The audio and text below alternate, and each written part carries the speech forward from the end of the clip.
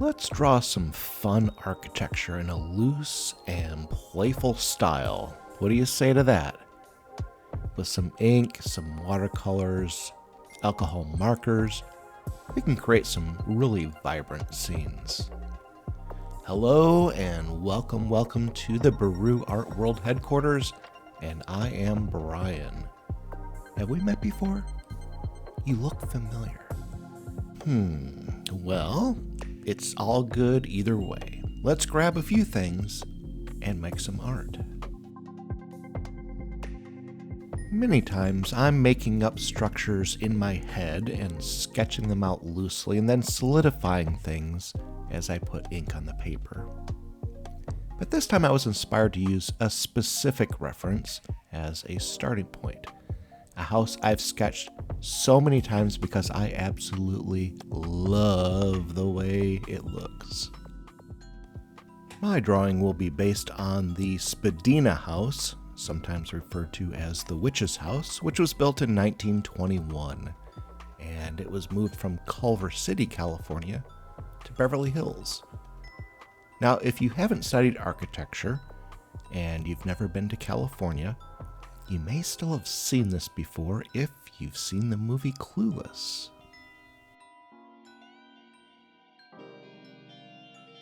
This building has such character and lovely distressed details. If I had been born a rich man, this is the sort of house I would love to be in. It is just so cool. I won't be doing an exact representation of the Spadena House, but I'm going to borrow quite a bit from it and make some modifications so that it fits the style I'm after, as well as fitting the paper that I'm using. For this drawing, I'm using a Pentel brush pen, and this is a pen I'm not very practiced with. It's got a very flexible nylon brush, which, if you're skilled, would be perfect for Japanese or Chinese calligraphy. You can get really broad strokes as well as incredibly fine lines, all determined by the amount of pressure or lack of pressure that you use on the pen. I've seen some artists who seem to have expert control over this pen, and they can produce just stunning line art with what seems to be effortless changes in the line weight exactly where they want it. Man, I'm not there. I'm getting better with it though, which I'm pleased about, and it's one of the main reasons I'm using that here, is to get a little bit more practice and to test myself on some pieces that mattered a little bit. Right here, I'm inking some of the shutters, and these are some of the details I love about this house. They're very interesting arrangement of shutters. I don't ink the top window shutters yet, and I don't have a full view of them anyway when I do get to it. But those shutters have an interesting look. It's basically two triangles on either side of the window, so that when they're closed, the line between them is diagonal.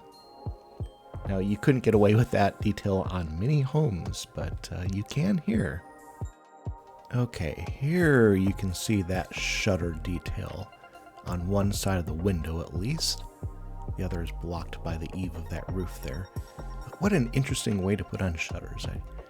I love little details like this that you might overlook, unless you're kind of studying the structure. And there's all sorts of those kinds of things on this house and houses like this. There's quite a few of these homes in that Los Angeles area. Just crazy looking houses that, I love them. I have a soft spot for them. In this second phase of the drawing, I'm adding layers and layers and layers of alcohol markers. I don't typically fill in every area completely, but instead I'll leave spaces or lines untouched with certain colors, and in the end you'll end up with some luscious variations in color and texture, which I find more interesting than a panel with exactly one solid color. I typically work pretty slowly with markers. I'll build up over several layers and I'll end up giving some areas a lot more ink by the end, particularly in the shadow areas.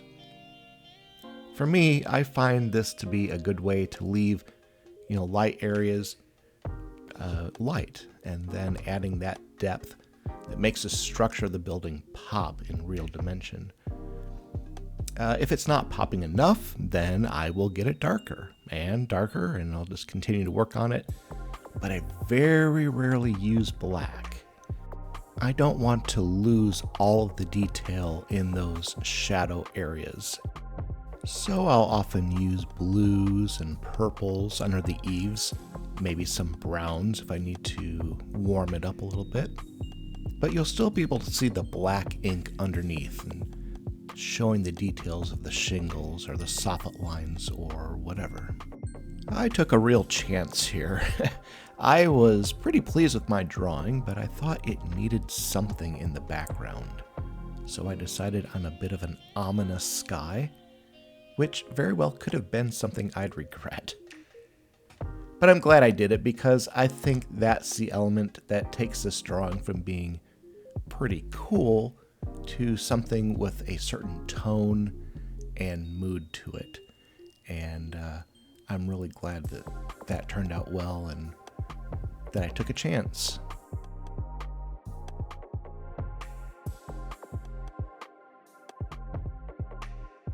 As artists, we get to use our imagination and make things come to life that would not, could not, or possibly should not exist.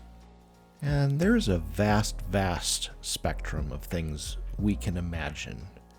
And my imagination tends to skew towards things that are a bit weird or strange. Maybe it's an outlet saving me from the concrete happenings in real life. I really don't know.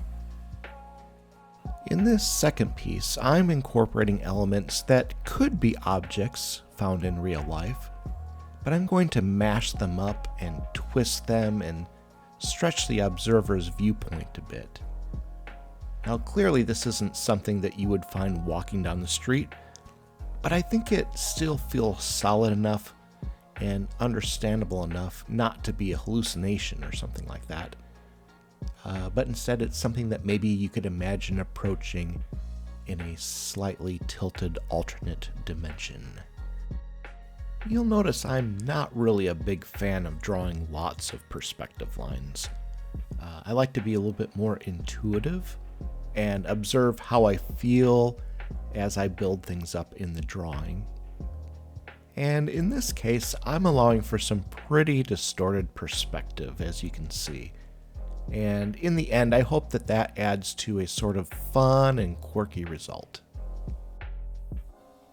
But as I alluded to, I don't want to create something that is completely random or something that is like so removed from reality that it's hard to understand or feels super duper foreign. Believe me, I do like that sort of thing and I do it myself, but that's for another day. So I'm going to keep the colors fairly basic here, colorful but not too wild, and I'm using familiar architectural pieces, just a bit warped. And I thought it'd be fun to draw in some little animals relaxing in their little tilted world. A crow, a frog, got a couple of bugs and an octopus, all living side by side in perfect harmony. I decided to use watercolor on this instead of markers, and I don't really have a particular reason for doing this other than, well, I just wanted to do something that's a little bit different. I'll build up colors and depth in a very similar way to the witch's house drawing, which we did a few minutes ago, which I used the alcohol markers on. I'll start out light, leaving some areas without much paint at all, and I'll also build up colorful textures and shadows in multiple layers, One thing that I did on this one is to mask off the edges, which incidentally didn't end up working really well. This is the same paper that I had issues with for my eclipse drawing. If you saw that, you know that was a bit of a mess. But anyway, I did cut out some of the masking tape to allow parts of the drawing to break through that border, which I think could be a pretty effective way to create some separation, between the main subject and the background. I think it adds a bit of a three-dimensional look. The edges ended up being pretty messy, and I ripped up the paper surface a bit, removing the tape. But I think it looks okay. It's a messy composition, and a messy border probably fits within the prescribed tolerances. Yeah. A good friend and I were talking about cob-built structures, which are buildings built with natural materials like soil and clay, straw, maybe some lime. But because of the way these things are built, the shapes of the buildings can be also very organic, with curves and soft corners. So I decided to do a very simple cob home for this drawing, complete with oblong windows, a curved entry, a thatched roof. Originally, I intended to make this a larger 2 or 3 story structure, which you can see me erasing here. But in the end, I thought being as simple as possible would be where I would head with this one. Simple, but with the addition of a Zeppelin tethered to its sky garage. Because of this, I guess that's what got me to listen to Physical Graffiti and Led Zeppelin 3 as I painted this. I didn't really think about it until just now. It's like, that must be what got into my head.